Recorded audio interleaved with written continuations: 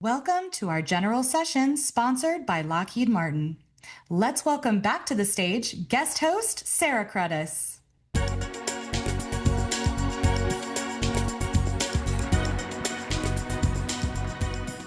Hello everyone, good morning. Hard to believe it is now day 3 of Satellite and GovMill Space 2026, and of course our 45th anniversary year.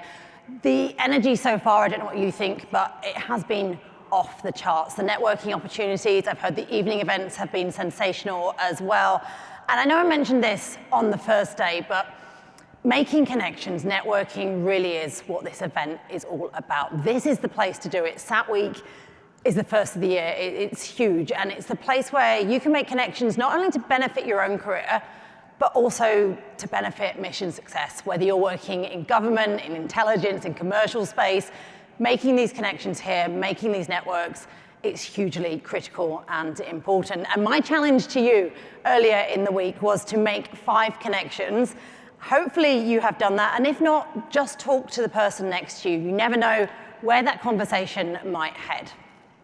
Now, as we head on to this morning's program, it is my pleasure to introduce the person who will be introducing our keynote speaker, and they come courtesy of our long-standing partnering program, the Satellite Industry Association. And this keynote would not be possible without the effort of SIA's very own Tom Strupp. At the helm of SIA since 2014, he has led the Trade Industry Association's advocacy efforts for regulatory and policy issues that are critical to our industry, including spectrum and licensing issues, defense and public safety matters, and export control and international trade. Tom's here to say a few words and introduce our first keynote speaker of day 3. So please join me in giving a very warm round of applause to our good friend and partner, SIA President Tom Strupp.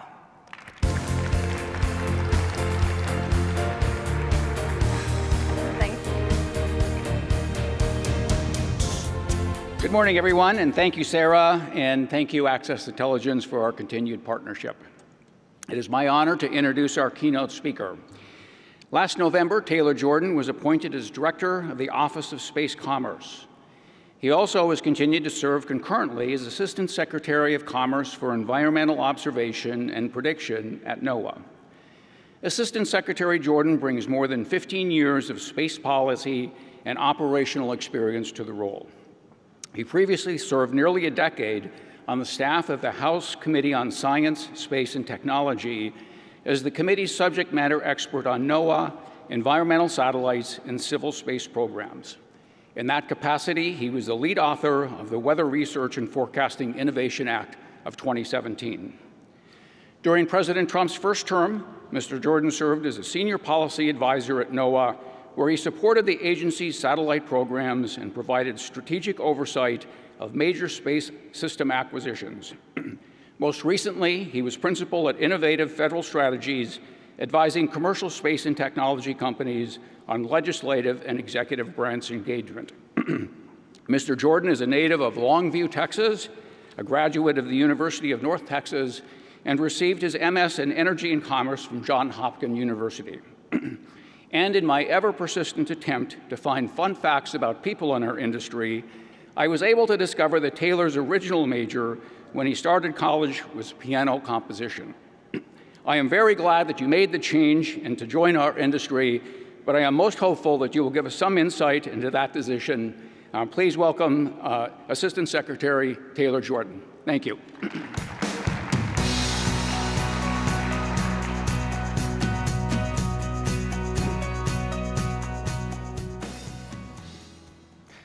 Thank you, Tom. Let this be a cautionary tale for all the music majors out there.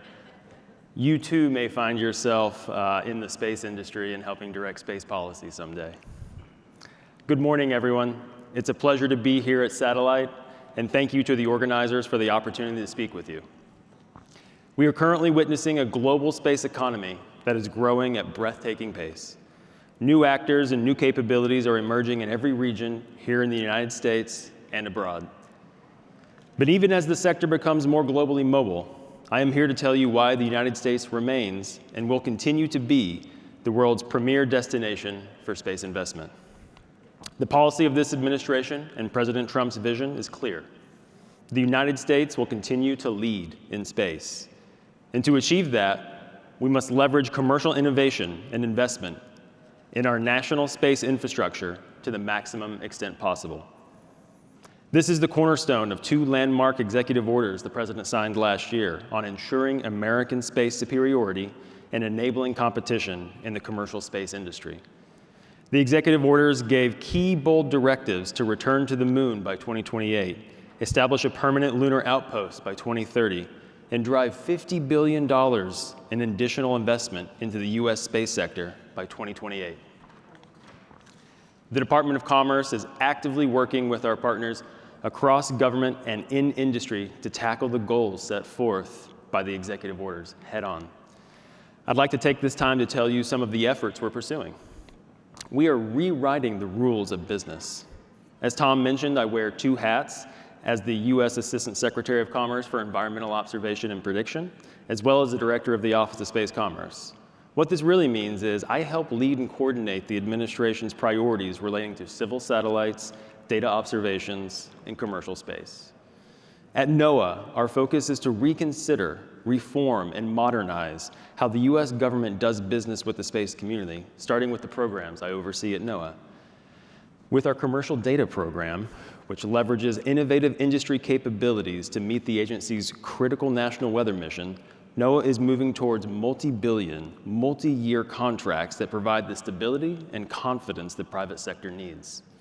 We have heard industry feedback about acquisition approaches clearly. We are shifting away from massive, all-at-once acquisitions towards a more flexible, consumption-based model, a pay-by-the-drink approach.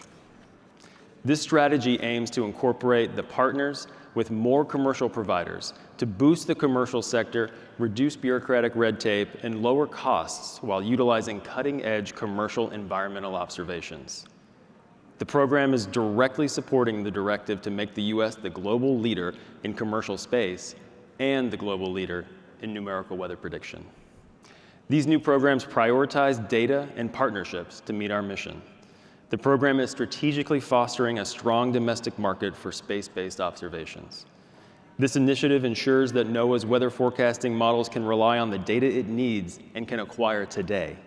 Just last year, NOAA executed its largest commercial data buy ever, and we're just getting started. These commercial data buys help improve NOAA's weather forecasting and expand commercial opportunities for the provision of weather data. We also appreciate that IP and data ownership constitute the lifeblood of industry. We are prioritizing data redundancy while ensuring that data rights are handled in a way that respects commercial interests. And we are cultivating a robust ecosystem. Even if your company isn't in space yet, that's no problem. We are constructing continuous on-ramps through constant dialogues and opportunities between the government and the private sector. This is where I put on my hat as the Director of the Office of Space Commerce. At OSC, we are your advocate within the U.S. government. My responsibility at OSC is quite literally written into law to help foster the conditions for the economic growth and technological advancement of the United States space commerce industry. In the near term, with direction and support from the highest levels of government, we at OSC are focused on driving investment into the space ecosystem. That $50 billion investment target isn't simply an aspirational goal. It is the benchmark around which my office is organizing its policy and programs. To reach that $50 billion investment, we need to tap into the uniquely robust private investment ecosystem that exists right here in the USA, an ecosystem characterized by patient, long-term capital that traditionally has stayed on the sidelines of the space economy. Our job is to be your advocate, and that starts with active, transparent conversations. We will not be an echo chamber and will continue to proactively engage on novel ideas, new investment pathways, and duplicative or unclear regulations to ensure a clear path to success. It is another goal and presidentially mandated directive of mine to help us get to yes for space regulation. We know that novel space technologies, some of which are ready today, not only in the near future, often face a no by default due to unclear regulations. OSC aims to change that through our mission authorization work. We are working on a framework that allows the government to say yes to innovative space activities that don't fit into traditional boxes, such as in-space servicing, assembly and manufacturing, active debris removal, asteroid mining. These ventures create new opportunities and challenges for federal regulation, despite not fitting current frameworks. The White House recognized this issue in an Executive Order 14335 and tasked the Department of Commerce with developing a proposal to authorize these missions. Our approach would address burdensome and duplicative domestic regulations to ensure our commercial ventures can grow without being hindered by red tape, ensuring that we can get to yes for American companies. And we are leveraging industry-developed technical standards in the process. For novel capabilities such as rendezvous and proximity operations, and for space safety. Our expectation is that this will give markets the green light to be certain about their investment. But don't just take my word for it. I am proud to announce this morning the full proposal has been published, and you can find it on the Office of Space Commerce website. Please take a moment congratulating those on my team and members of the industry. Some of you are in this audience who made this possible.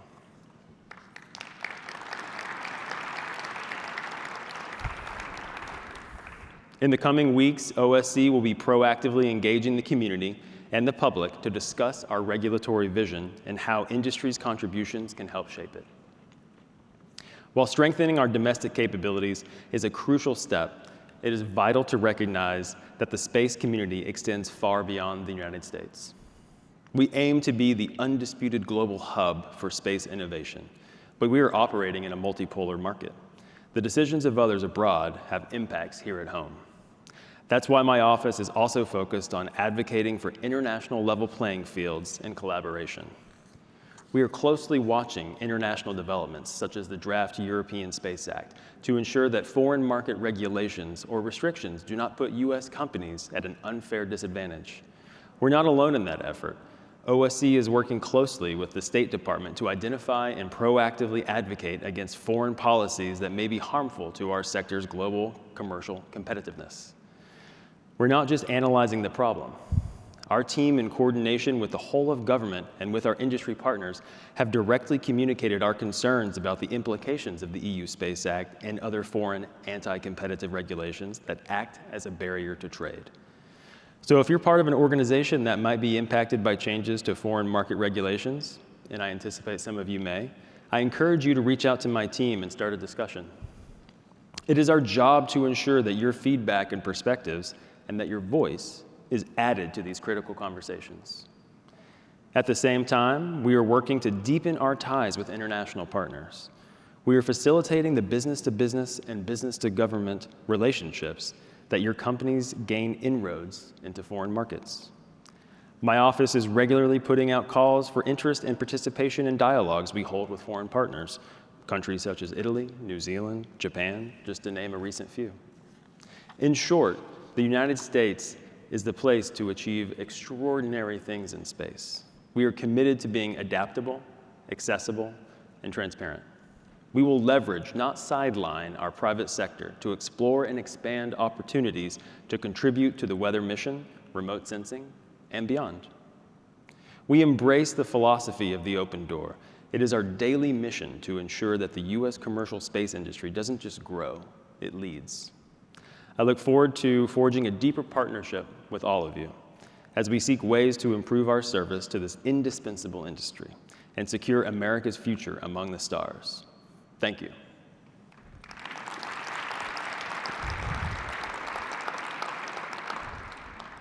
I see there's a few questions from the audience, so I'll take a moment to read those and answer a few.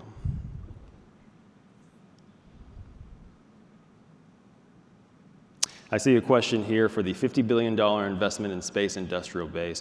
Where do you see the biggest need for scaling up components for satellite manufacturing?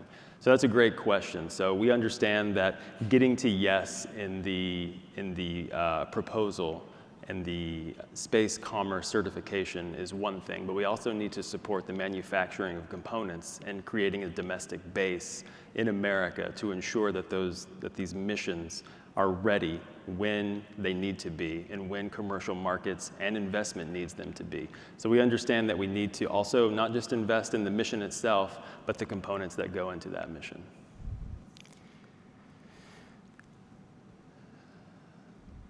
One question is, can you elaborate more on the mission authorization proposal? So I absolutely can, and I would encourage all of you to go to the Office of Space Commerce website to review the proposal. You'll see, I think it's a 10 or 12-page proposal, and you'll see all of the details there. But just to elaborate shortly here, we're creating a process for which the Office of Space Commerce can be your belly button for the US government. We aim to streamline regulations, have interagency conversations and approvals to ensure that we can in turn provide those to the other regulators such as the FAA and the FCC. This is a voluntary program, but it's going to be fantastic. And we're going to be able to get to yes for all of these missions that currently don't have a clear pathway to yes.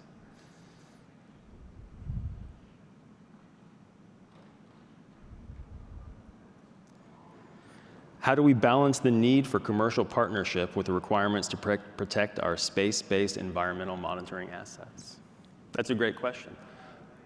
NOAA's mission, this is me putting on my NOAA hat for a minute, is the protection of life and property. And we do that through accurate and timely weather forecasts.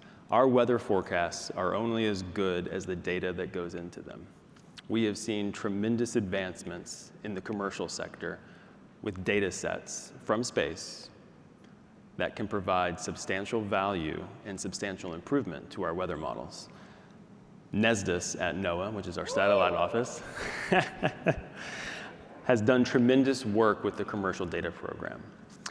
For the last 10 years, they have begun to pilot and purchase operational now data that directly feeds our weather models. These programs sometimes augment, sometimes supplement existing data sets that NOAA has historically produced. And in some instances, they fully offset those data sets. We're seeing the pace of the private sector outpace the speed of the federal government in building its own satellites. There is a mix of both. It is not flicking a light switch. There is a transition, there is an on-ramp. Some data sets will continue to be government built and some data sets will continue to be commercially purchased. Together, we will create the most accurate weather forecast in the world, which is a priority of my boss, Administrator Neil Jacobs, to once again lead the world in numerical weather prediction. That's all I have time for today, but thank you so much for letting me come and speak to you about NOAA, about space, about OSC, and please again go to our website and look at the mission authorization framework that we've posted online. We are soliciting feedback and would love your comments. Thank you again. At Lockheed Martin, we see things differently. We look for innovation and see how it can move the world. Because our mission means more than just protecting tomorrow. It's about propelling it forward. So we use the power of data to build powerful connections. Utilize AI to bring our technology to the fight. And look for answers in places others would never think of. Beyond what's possible, we go past that every day. Take a closer look at Lockheed Martin, and you'll find a team of innovators that see things from a different point of view. But our mission is always clear.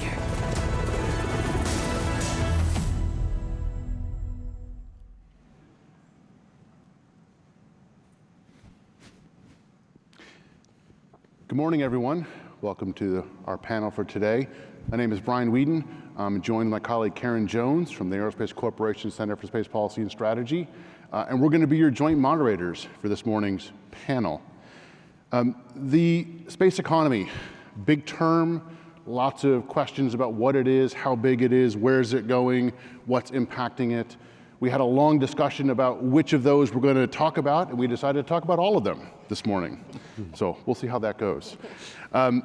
This session is going to be a bit of a speed run of sorts, where we use our outstanding group of experts up here on stage to talk about several of the major trends or potentially challenges or potentially opportunities that we think may have an impact on the space economy. We're not, some of these might have good impacts, some might have not so good impacts. That's what the panel is going to be discussing and providing their views on. The way this is going to work is that my co-moderator Karen and I are going to be alternating firing questions at our panelists, and we're going to have them provide pithy and succinct answers and hopefully air some alternative opinions between them when there is some. To get started though, we thought we would, in keeping with the times, do a vibe check on how you all think about the space economy. So if you can look at the screen, if you can use that QR code or go to slido.com and put in that code, we have an opening poll that we are interested in getting your thoughts on. And essentially, what are your thoughts on how the space economy is going today? Are things going well? Are they going not so well? Is there too much uncertainty to make a call? And while you're all filling that out, I'm going to go ahead and just introduce our speakers. Starting on the far end from me, we have Joe Rickers, Vice President for Transport Tracking and Warning, National Security Space at Lockheed Martin. Next to him, Lisa Rich, COO Explorer. Next to her, we have Akhil Rao, Chief Economist, Rational Futures. We then have Tess Hatch, Managing Director at Stifel Venture Bank. And have Matt Desch, CEO of Iridium.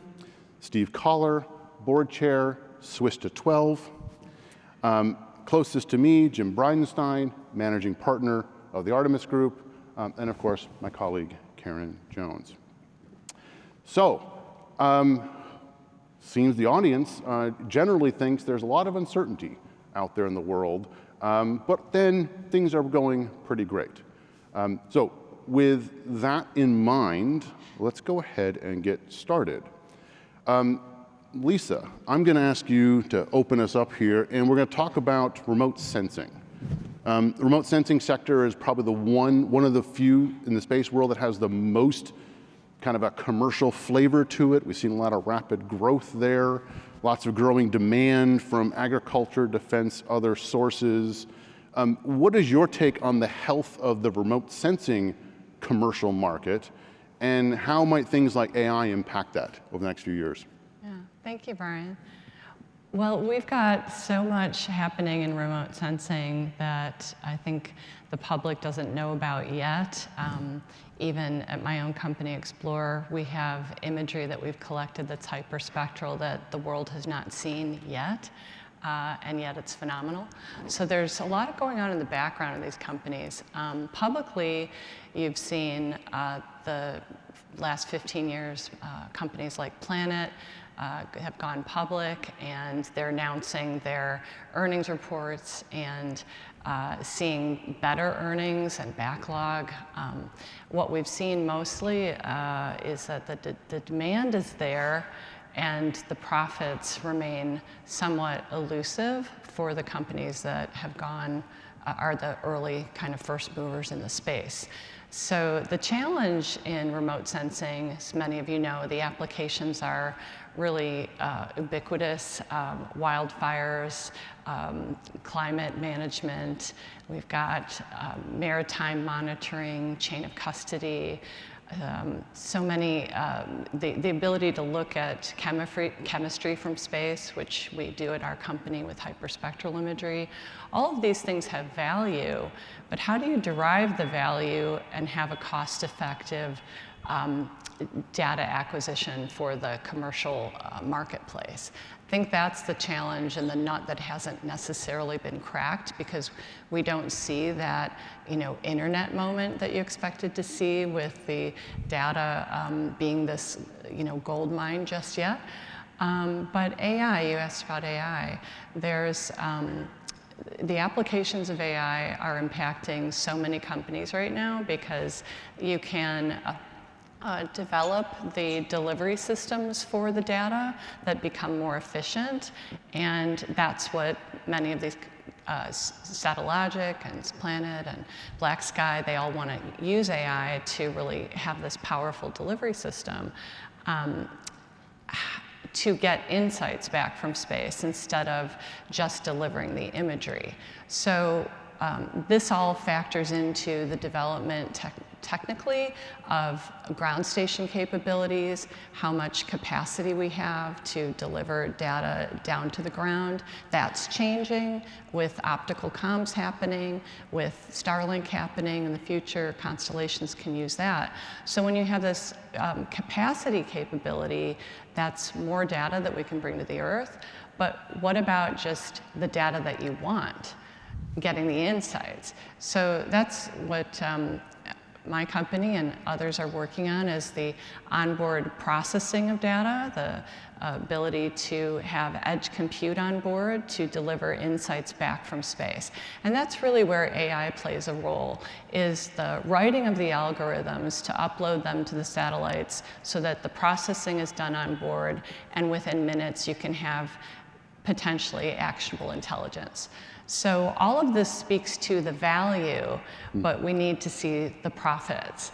And I would argue that it's that commercial distribution that needs to happen for more companies to get involved, to have quality data at a low cost, where you're going to see this story really unfold. Mm-hmm. Yeah, that's great. Okay, thank you, Lisa.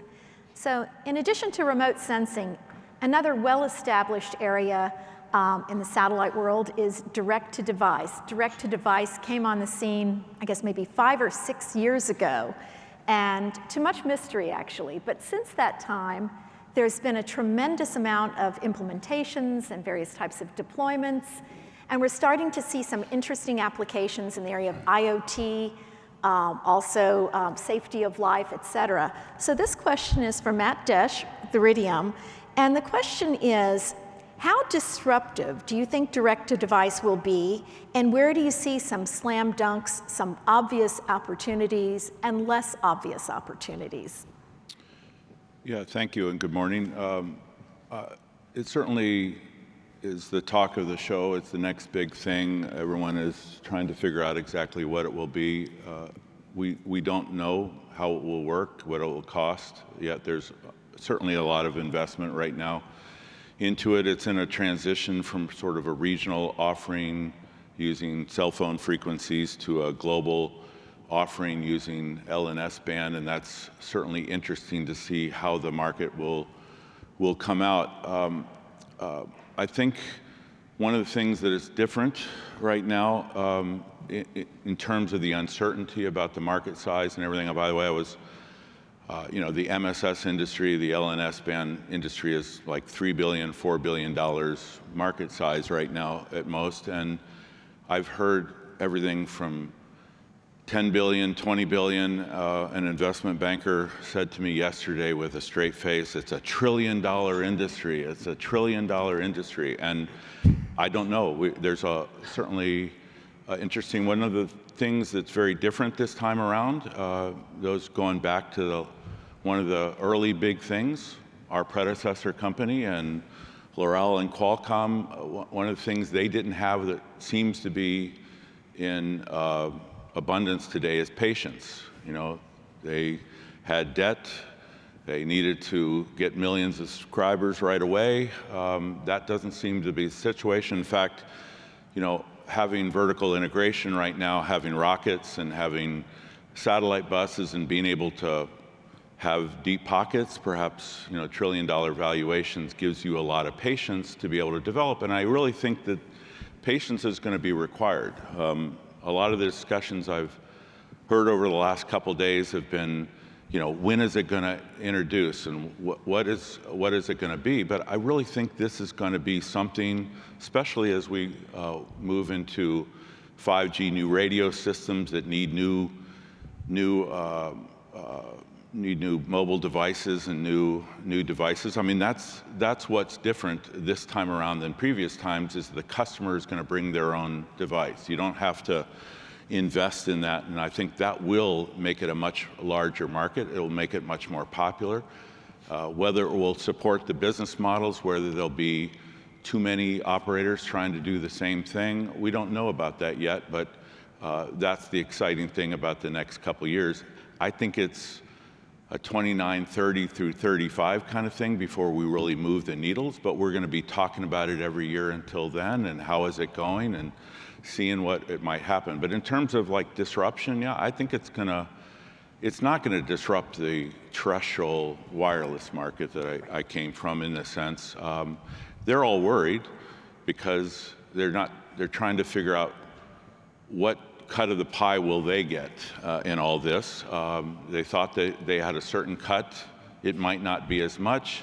Their growth has been stymied quite a bit because we're at saturation for the most part. And does this help or hurt? And so they're all trying to figure out exactly where they play, and will they be competing, or will they be just supporting operators? I do think if it's good enough, it's certainly going to be an outdoor service. Could it even disrupt the broadband VSAT market in some ways? I think about a lot of applications right now that people are buying a couple $100 terminals and paying $65 to $100 a month for, and why can't you use your mobile phone in your boat, or on your glare sheet, or your airport, or in your tent, or whatever? You might not even drag along a terminal anymore. So there could be many markets that it does disrupt, and we'll just have to see where it all goes. We're all looking to play our part and ride this new wave.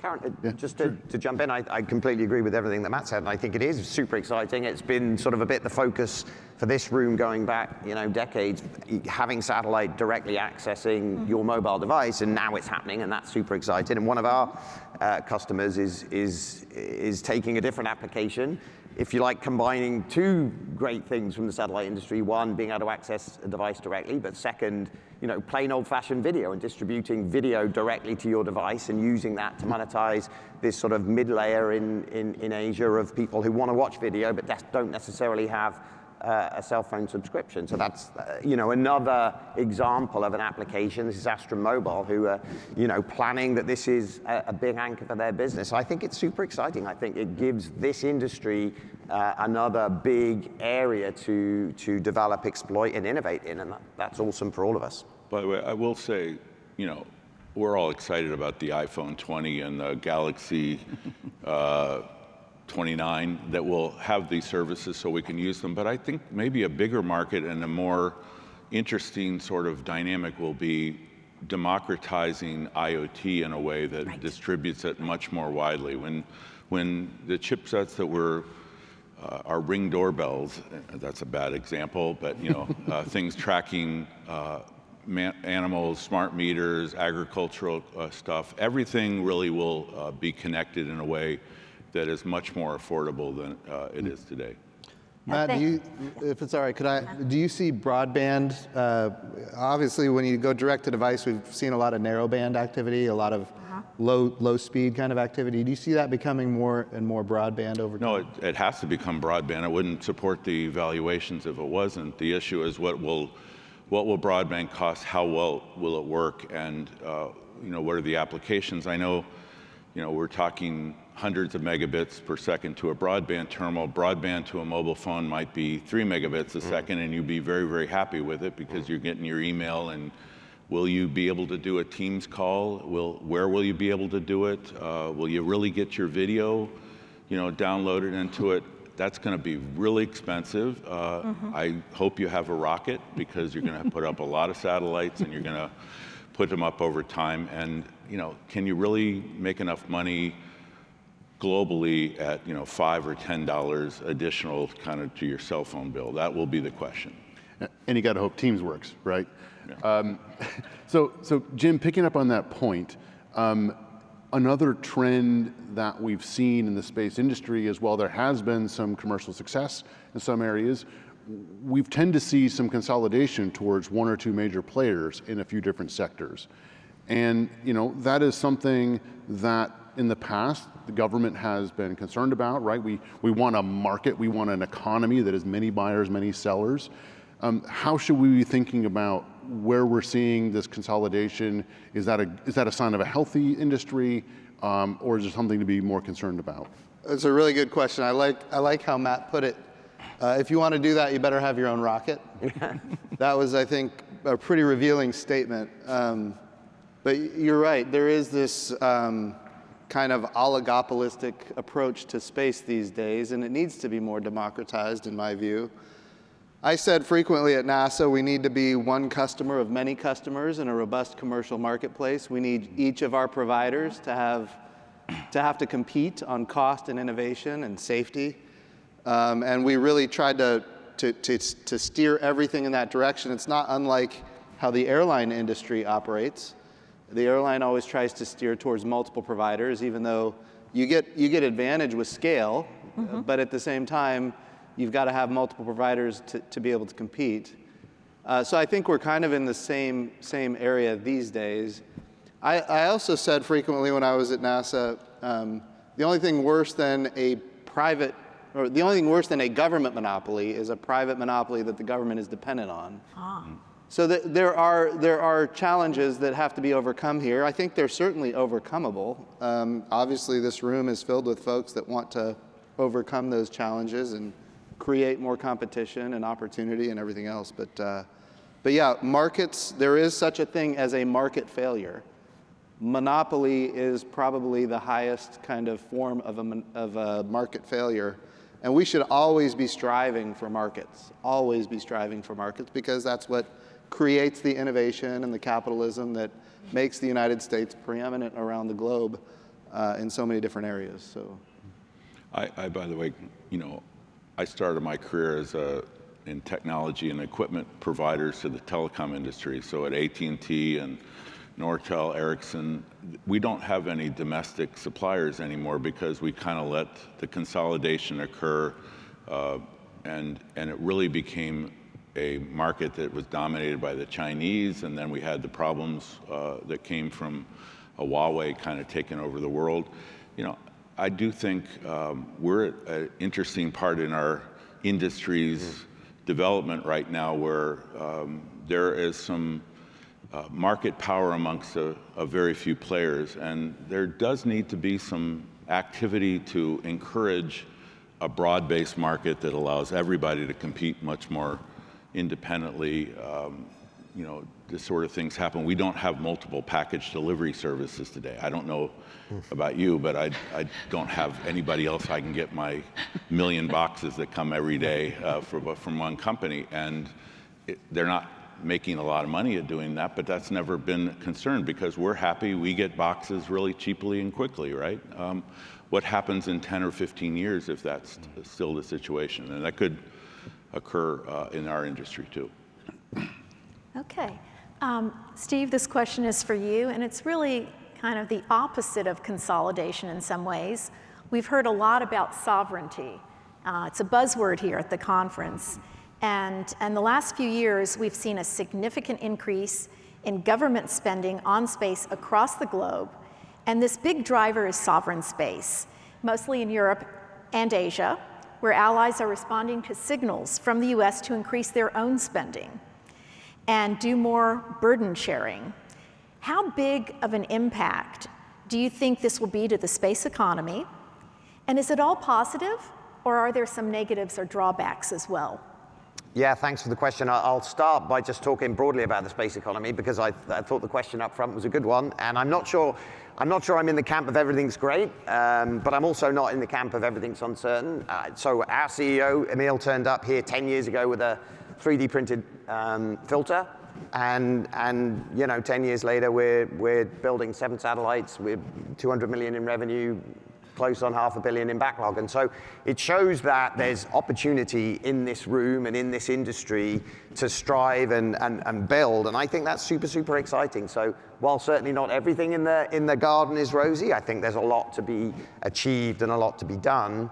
And I think Sovereign is a great example of that. I mean, so the latest deal that we announced at Swista 12 is with Space Compass in Japan, and it's a new application for us in GEO, another new application for us in GEO, which is data relay and taking data from Earth observation, remote sensing spacecraft up to GEO and having real-time access to that data. And I think network in space is something that is becoming a reality. I think has been an idea for a long time, certainly in the US, but I think in other parts of the world as well. And I think there are dangers for governments. I think as large companies become semi-sovereign themselves and are able to make decisions about, how a constellation or a system is used, I think governments need to be concerned about making sure that they get capability.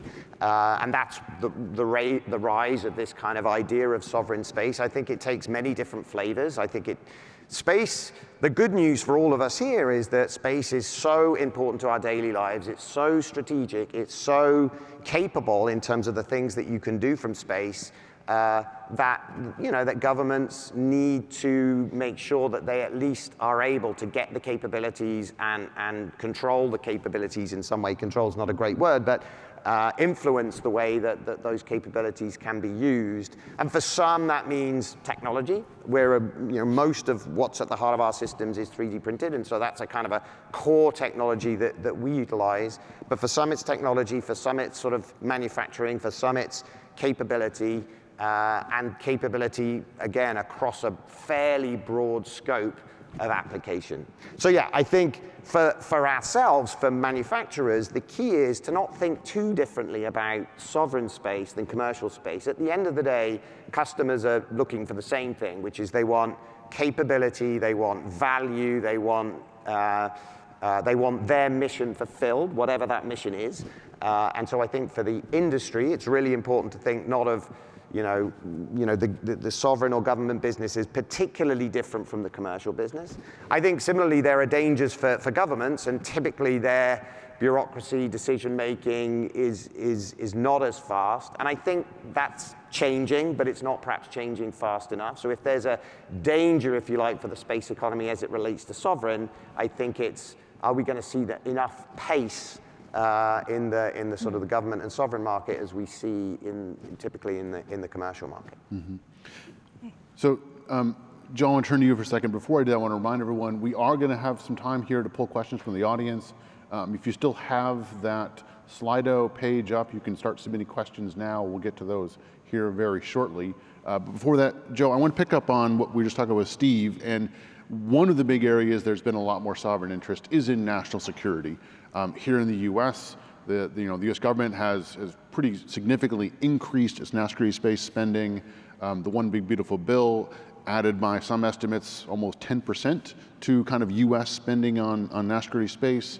We've also seen in Europe, Germany has now said they're going to spend $50 billion US over the next several years. That's from essentially nothing, which is a huge change. So how do you think that national security focus might impact or is going to impact the space economy? Yeah, well, good morning, all. Obviously, it has already. It's already, as you said, the money is starting to flow.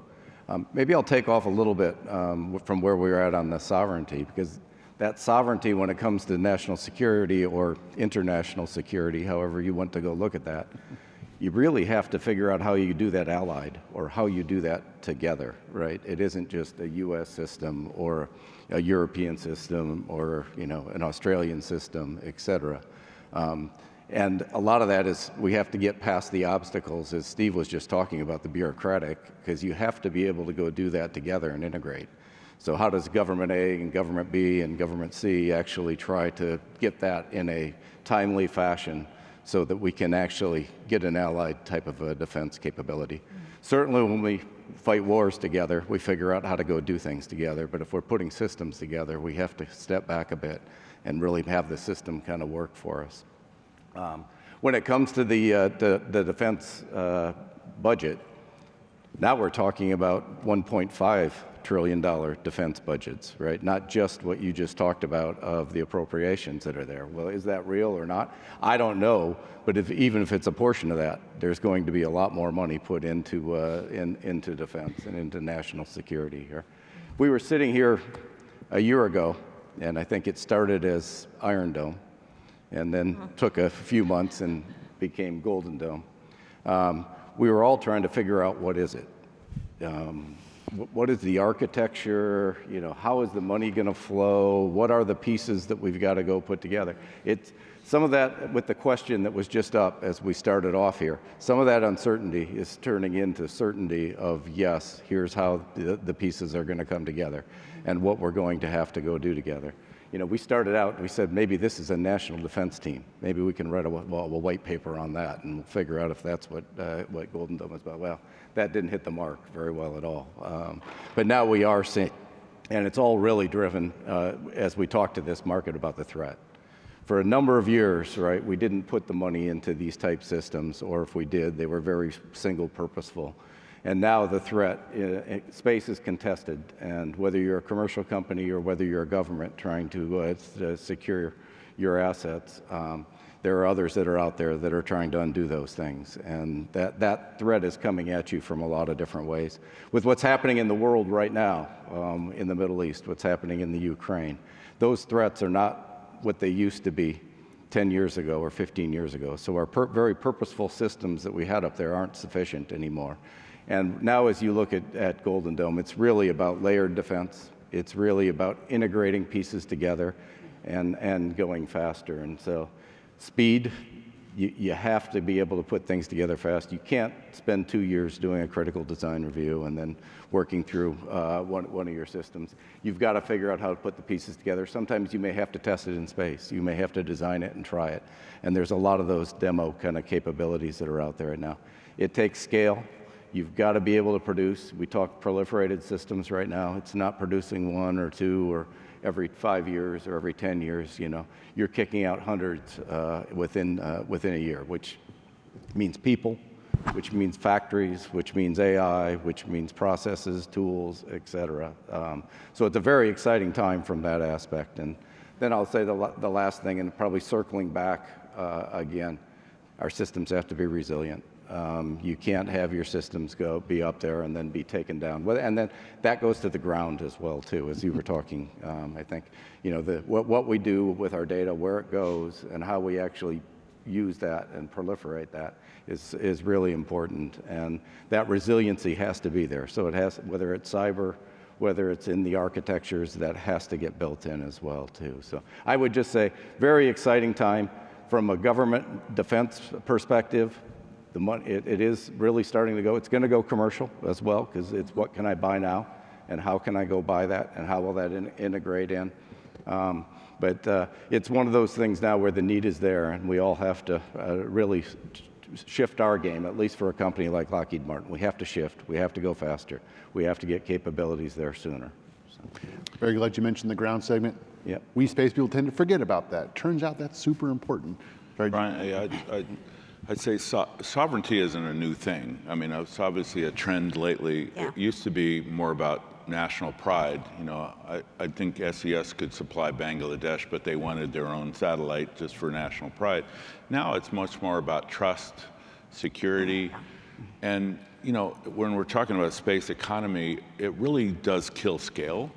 It does hurt the leaders, if you will. I mean, Lockheed Martin's been in this bigger than any time, but isn't being considered to do Iris squared, even though it probably could help do that. We end up bifurcating. That's a negative because of scale, but it's also a positive because other countries in the world are going to, maybe develop their space industries. That's certainly what's happening in Germany and Europe. So there's a lot of pluses and minuses to this. It is the reality. It's disappointing. It's too bad.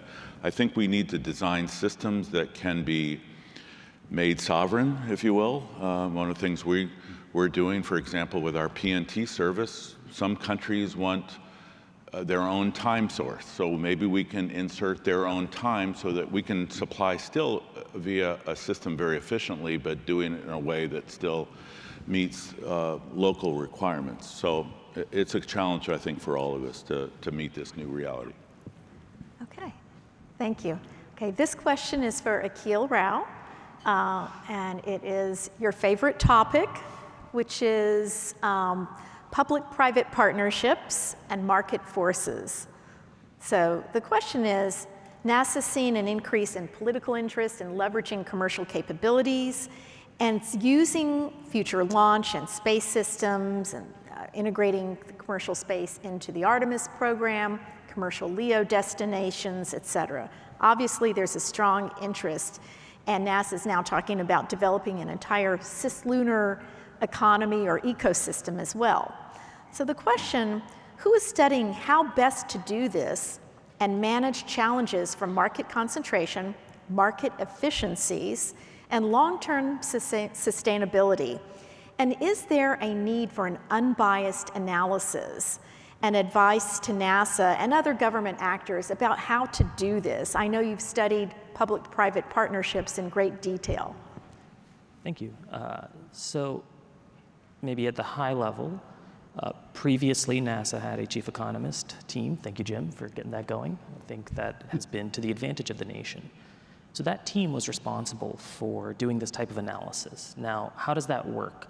At the top level, you need to understand what the market is and what it is likely to be, and I mean real no shit understanding, right? Like, I'm not talking about trillion-dollar plus hype numbers, like how much money can the real companies building actual hardware get. From there, you need to understand what the government requirements are going to do to that market. To give an example of the CLD market, government folks want to do research, those require longer stays. Private tourists are not trying to go up there for 6 months at a time. They're trying to do shorter stays. How you set up the transportation architecture, how many docking nodes you have, these types of engineering details really matter for how you will be able to potentially have multiple customers or not, right? And so this type of analysis was being done, I know, at NASA. I don't know what the state is now. I'm not privy to those discussions. Our team at Rational Futures, we do this type of analysis for government and private clients, so if you're interested, reach out, happy to chat. But I think it's worth taking a slightly longer view here as well. So when we look at how, for example, the British Empire relied very heavily on munitions production, on guns production, right? To produce those guns, they had to take a very intentional approach to market structure. And I don't mean that they said, oh, we want to have maximal competition everywhere at every layer of the supply chain. There were some layers where they wanted to have some consolidation. There were some layers where they wanted to have brutal, even, competition between manufacturers. That was essential to have a production system that could keep up with their demands. The French didn't have this. The French gun production system was not as good in the 1700s and 1800s. And that was entirely down to, as Karen mentioned, these challenges of managing market structure. In the US more recently, so World War II, as we were entering World War II, there's an old trade-off in economics called the guns and butter trade-off. How much are you going to produce for national security? How much are you going to produce for domestic consumption, right? The economy is not infinite, so you have to make these sorts of budgeting trade-off decisions. At the start of World War II, the US had a statistical system that was the envy of the world, and we could use that insight into our economy to make these kinds of decisions very efficiently. Out of that set of decisions and analyses, we gained a production system, an economy that has been the envy of the world for almost a century. Now, as we are heading into this new era, I think we still need that kind of analysis. Unfortunately, it seems like some of these numbers are going away. And so we had, for example, the Bureau of Economic Analysis producing the Space Economy Satellite Account. Again, the envy of the world. Again, absolute leadership. I mean, we talk a lot about space supremacy. America's had statistical supremacy for a long time. This month, those numbers are ending. And so going forward, there will be firms like mine where very creative and very clever folks come up with these kinds of insights to help specific clients. But as a nation, I think perhaps we are maybe losing some of this insight. And I'm not talking about insight into, again, like 1 trillion, whatever, space economy numbers. I'm talking about the 30+ trillion of the overall American economy, the big American economy that is essential to producing our goods and services. I think this is going to be very important in the coming years, because when I hear these things like, a 1.5 trillion top line for defense, what I hear is a lot more demand, and I'm not yet hearing so much about the supply side. We should, I think, perhaps remember just a few years ago, you increase demand, you hold supply constant, prices do what? They go up. That's, inflation is what happens. We saw that in this country not that long ago. When you disrupt supply chains, when you've got some critical elements that are no longer being sourced as efficiently or no longer available, when there are real physical shortages, again, the supply contracts, holding demand constant, supply contracting, again, pushes prices up. This is just basic macroeconomics, right? Like any of you who've taken a basic macroecon 101 class, like you should be familiar with this. And so as we are moving into the next few years, we're seeing maybe both of these forces hitting at the same time. There's a lot more national security demand for space stuff. There's some supply crunches. I'm hearing a lot about helium, for example. It is not clear to me what happens, but it is clear to me that these are inflationary pressures, and that for the government, it is important to understand these things to make effective and efficient decisions to support American industry. That is how we gained the production advantage in World War II. We will likely need that kind of insight going forward, right? And so maybe the last thing I'll say here is that, there's that old chestnut about amateurs talk tactics, professionals talk logistics. Let's see that planners talk economics, right? Like if you need to be able to produce 100,000, 1 million satellites in some reasonable amount of time, you gotta have the capacity to do that. You gotta make those investments, you gotta know where you're making them. I'm much less familiar with NASA, but a shout out to what I think is a very successful sort of example of public-private partnership that operates in Europe, which is the European Space Agency. The European Space Agency has become, and I think it's evolved over time and it's innovated, but it's become a really, really important way for governments, sovereign governments, to essentially fund the space industry and direct that funding in an efficient way with scale towards manufacturers and sort of actors in the industry who are going to move both the economy and our sort of collective position in space forward. And certainly for us, they're a key partner and have been massively important. And I think the role of NASA and ESA and other sort of national agencies is somewhat underplayed. I really think certainly for us, and I think for many in the room, they're a really, really important partner. And I think it's a really efficient sort of public-private partnership because it tends to be the most important projects, the most sort of innovative companies that, success breeds success. And I really like those kinds of models. Right, and one thing I've noticed with public-private partnerships in the UK and Europe, they're more adept at creating these. At least there's been a longer history of doing that with mixed ownership enterprise, public-private partnerships. And of course, the UK has been naughty sometimes with the way they've structured these to hide debt sometimes or to hide risk. But there's a lot to learn from how Europe has structured these. So Tess, I want to turn to you as we close up this part of the conversation. We've covered a lot so far in this, right? We've covered external forces, we've covered demand signals, we've covered some of the existing markets, new technologies. When you put your investor hat on, what do you think the investor community sees? Do you think they see growing opportunity, more money going in, more uncertainty? What do you think? How do you think they're going to take all this? Absolutely, and in our early conversations discussing this panel, I believe you said 15.8 billion has gone into the space economy this year, which is a very large denominator. Investors look for a return on their investment, a 15.8 billion denominator. But when we did the panel earlier, I actually was a little surprised by the outcome of the uncertainty of the future, because this company was referenced by Jim earlier, but we're about to have the largest IPO in our world's history. SpaceX is planning on going public at $1.75 trillion. So when we put that 15.8 billion into the denominator, I'm pretty excited about that 1.75 trillion. And I won't comment on the price, other than, hey, 1.75 is 1.75% of our overall global economy of $100 trillion, roughly. But I will comment on two really exciting results of this liquidity. One of them is those early SpaceX engineers are going to go off and ideally do more exciting things in space, building more space companies that are continuing to escape Earth's atmosphere and do more, and ideally come to satellite and participate in panels. But the second one, from an investor perspective, is those early investors, or really any investor in SpaceX, getting its money back with a nice return and ideally nice time horizon. I would argue there was 3 really distinct liquidity events in the space industry. The first, Skybox selling to Google in 2014, 4 years after its incorporation for $500 million. That really catalyzed venture capitalists on Sand Hill Road to write a check into space in the first place. Learning about this space thing, it kind of sounded like SaaS. The second liquidity event We're the year of the space SPACs. You can't spell space without SPAC, and I have to shamelessly plug Rocket Lab, trading very, very well on the NASDAQ. That was a lovely investment from my old firm. And now SpaceX, really continuing to pave a strong and wide path for us to continue to come to satellite and talk about space. Okay, thank you.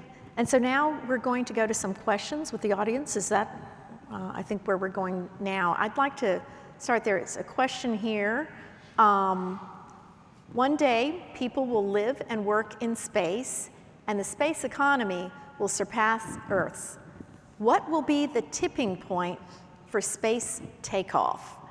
And this question was directed to either Jim or Akhil. That one day might be a long time from now, but it's a good question. I think the tipping point is, right now when we go to space, we're entirely dependent on Earth. Right. And that's why there's been a lot of talk about in situ resource utilization, both on the moon initially, but eventually on Mars. That I think once you are no longer dependent on Earth, when you are in space and you can get resources from where you are to sustain, I think that's probably the tipping point. But I don't think we're close to that yet. No, yeah.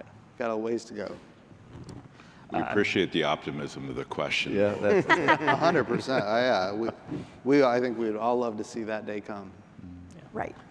I fully agree with Jim, I think, on these points. And I would say that, as we're thinking about what that would even look like, I think there's a lot of open questions that are still worth thinking about, right? Like, for example, what currency would they be using in this future state? How would they be acquiring life support materials? Are they going to be trading with Earth? What's the monetary policy going to look like? The US dollar. Well, and so if they would be using the US dollar, right, this is a fantastic question. Well, we have examples on Earth of other economies that use the US dollar and do not produce the US dollar. They have very different exchange, trade, and inflationary dynamics than the United States. Is this what they want? I mean, many of the crises of the Eurozone can be attributed to multiple countries using a currency they don't control that they cannot then tailor to their own conditions, right? And so, this is a great answer because, indeed, perhaps they should be using the US dollar, but what does that then mean? I think that it is good to think about these kinds of futures, but I think as we think about these futures, perhaps we should be as rational as we can be. Also, I fundamentally think we need to be a multi-planet species in order to survive, but this isn't to give up on Earth. This is because the technology needed to get to and sustain life elsewhere will ultimately fix the problems we're faced with here. For example, MRI and CT scanning technology. When we, during the Apollo mission, we landed astronauts on the moon.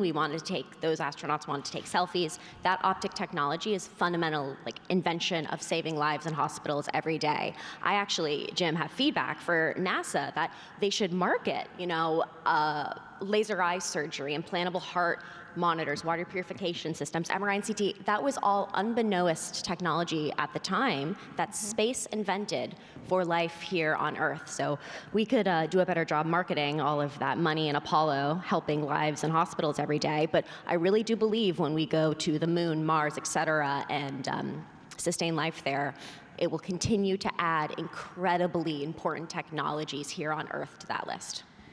Real quick, just advertisement. Every year NASA puts out a book called the Spin-Off Book. Every year. So it's available. You'll have to buy it because clearly I didn't know about it. Okay, got it, Yeah.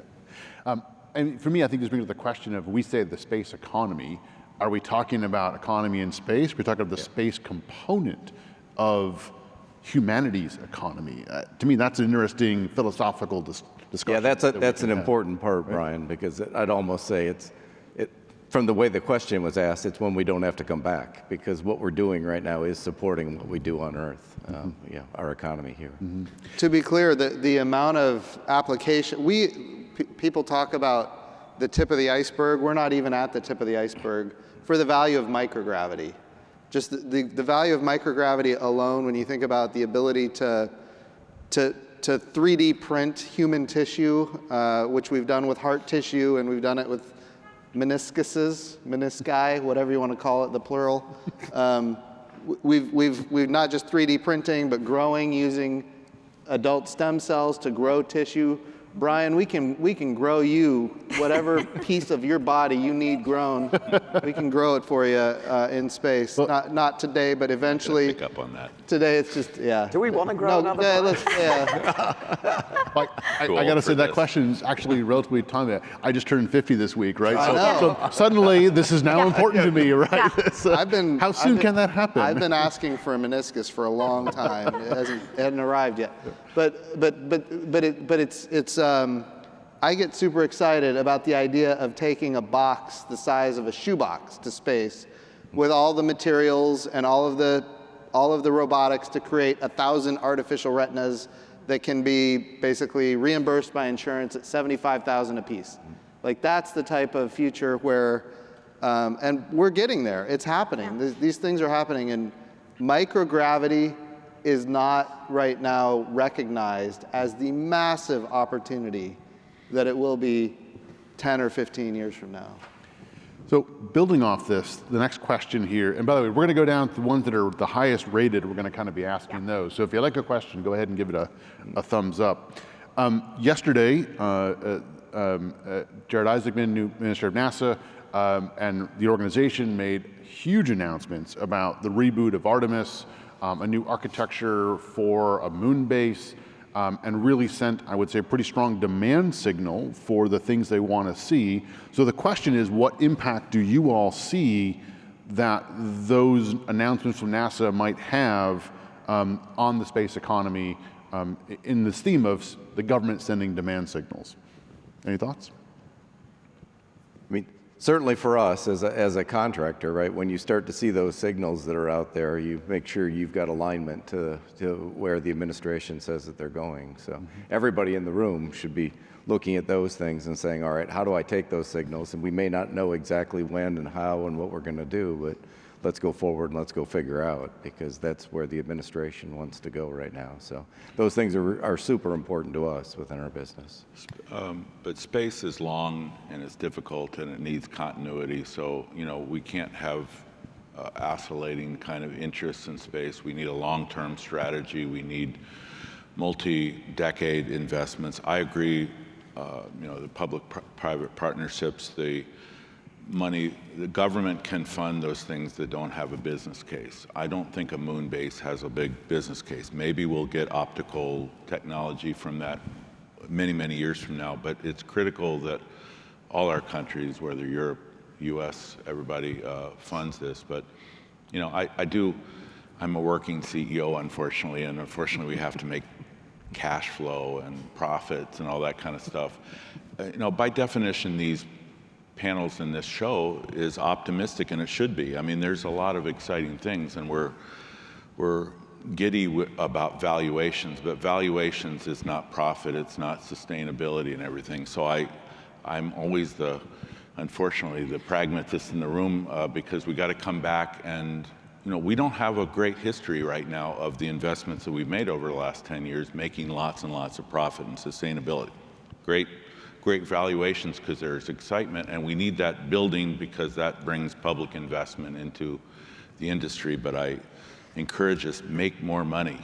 I'm going to be the antithesis of Matt's curmudgeonly speech. So what I love about it isn't necessarily that this has huge relevance to us at Swiss 12, but I think our industry also needs vision. It needs excitement. You know, there's this kind of, you know, we're not put on this earth to solve each incremental small problem. We need, you know, big goals and big ambition. And I think big ambition then flows down into the industry, and then we all kind of can figure out where our North Star is and how we're going. And so I think as much as what was announced in terms of what's going to be done, I think the fact that it is ambitious and big and, you know, kind of all of the reflected benefits that you talked about, Tess, I think we'll see that coming from those sorts of initiatives. So I think that leadership vision in our industry is colossally important. Okay. One other, going back to Artemis and a personal piece here. The original mission was to land the first woman and person of color on the surface of the moon, so thank you for that.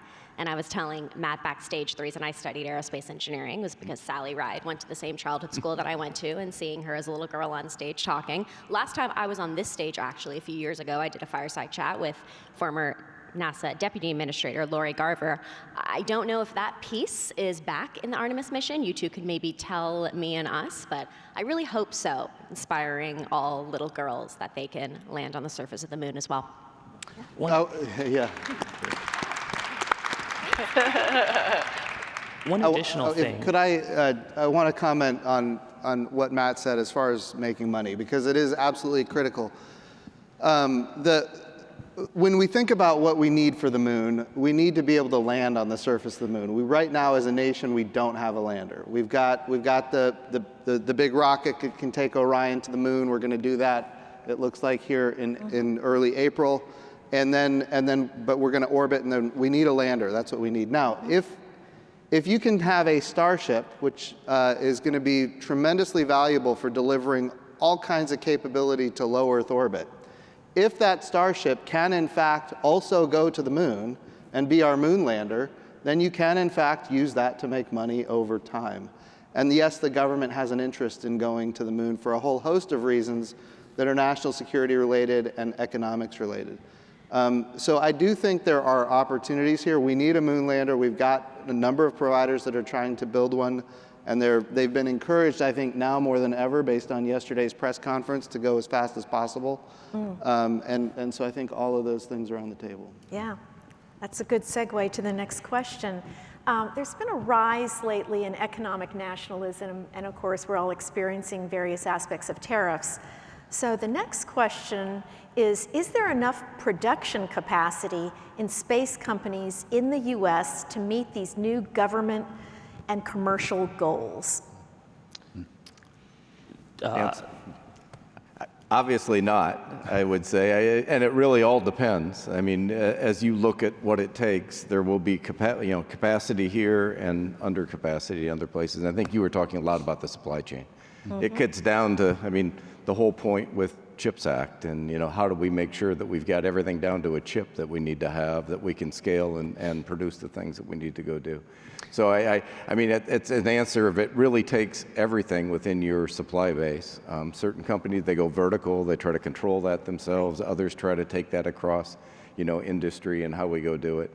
There's still quite a bit of sourcing that you do internationally that you've got to figure out, and how do we make sure we protect the technologies there, et cetera. So I would say the easy answer is no, just because it takes the whole village to be able to produce at scale the types of systems that we're trying to do. And I think the village is global. I think it, to your point, I think I'm not sure I think about it, is there enough manufacturing capability just here in the US? It's how can the global capability be used intelligently without sacrificing, whether it be national security or sovereignty or whatever. And I think that can be done. And I think we've got great examples of how it's done. So, we have plenty of manufacturing capability also around the world.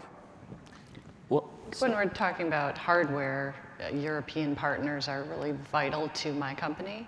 And we've had great success with those partnerships, and actually found that their funding from ESA and other organizations is helpful, knowing that they have sustainability because of the money coming to them. So we have more confidence, I would say, in those partnerships. And then that's on the hardware side. On the software side, I think production is different, because then you're talking about software, and the US is #1 in that arena. So I think we've got that. I would say that the true answer is we don't really know. And I think this should be a very shocking and perhaps maybe call to action sort of thing for us here in this room. The best estimates we have suggest the answer is no. I fully agree with that, right? So I have looked at the statistical numbers that we have for the US economy, and it appears the answer is no, but much uncertainty remains. When I was at NASA, we developed an index of American space manufacturing capacity utilization, right? That is predicated on a set of numbers from the Bureau of Economic Analysis that will no longer be produced going forward. And so for all of us in this room who would like there to be the manufacturing capacity, who would like to see the kinds of investments in manufacturing capacity that would ensure that the answer becomes a yes, perhaps we should start thinking about our, let's say, economic intelligence about the state of the US economy, right? Like, we have some room to catch up there back to kind of where we were. Mm-hmm. So we're going to wrap, we're running out of time here. I know we could probably keep going for much longer. We are going to wrap up here. Before Karen does the closing remarks, and we do have one more poll, last question I want to ask whoever would like to answer it is, you know, with everything we've discussed and these lofty goals set by the US government, other governments for where they want industry to go, the demand signal, what one thing do you think we need to do or change in the next midterm couple of years to really meet all of these, you know, audacious goals that are being set? Anything anybody wants to highlight in 20 seconds or less each? If I had to pick one, I would say scale with what we're trying to do right now, right? How do we try to build up the whole base? How do we really get the answers that we need to have for the things, the goals, and the things that we're trying to go do? I would say it's the commercialization and proving revenue streams. And that speaks to the business models of the companies that are trying to get there. A lot of them need revamping and might not exist in the future because they haven't thought that way. And you can't really reverse engineer a company that isn't designed from its origin story to be you know, cost engineering and looking at the value chain to achieve profits. Quickly, anything else? Yeah, maybe we should take economics quite seriously here, and, you know, to the extent that we are faced with real trade-offs, make the investments that we need to make to surpass them and get after the architectures we really want. You may not care about economics, economics cares about you, that kind of a thing? That's right.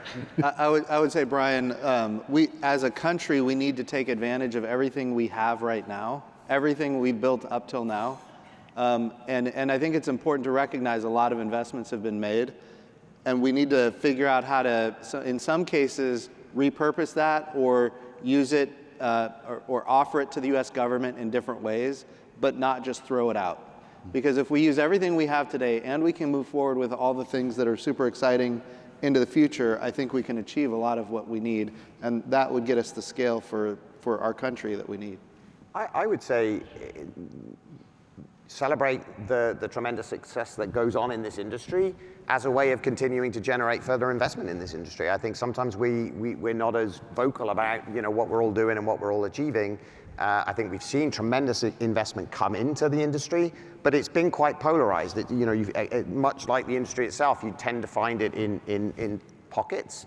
And I think you know, this is an industry that should attract more investment. And so yeah, it would be more yeah. I agree with optimistic, Steve. Let's say, about what we're doing and the things we're achieving. You know, success begets success. Yeah. The more we are successful, Tess talked about, you know, the inspiration going back even to Skybox. I remember that because we were talking about Scott. $100 million was crazy money for ventures, and he said it's blowing my venture capitalist minds that they have to put that much money into something, you know, and then they made 300 or 400 million, and they said, oh, this isn't so bad. Yeah, so we need more of that. Credit to Pete back at Rocket Lab, but space is open for business. Okay, well, to wrap up the discussion a little bit, I'm going to quote Freakonomics, which is knowing what to measure and how to measure it makes a complicated world less so. But it seems right now the space economy is extremely complicated. There's a very, very high level of uncertainty. And if you look at this index that I like to go to every now and then, it's called the Economic Policy Uncertainty Index. And it's off the charts right now. So that's one thing that we'll have to consider as we think about the space economy, where it's going. There's certainly a lot of growth and excitement.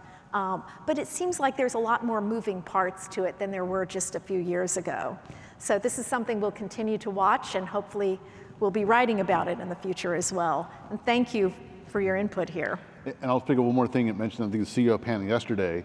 They said that uncertainty is an opportunity in some cases, right? You know, the more there's change, there's uncertainty.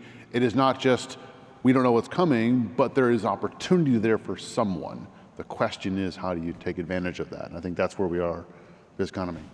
All right. Please join us in thanking our speakers for this morning's panel. Thank you.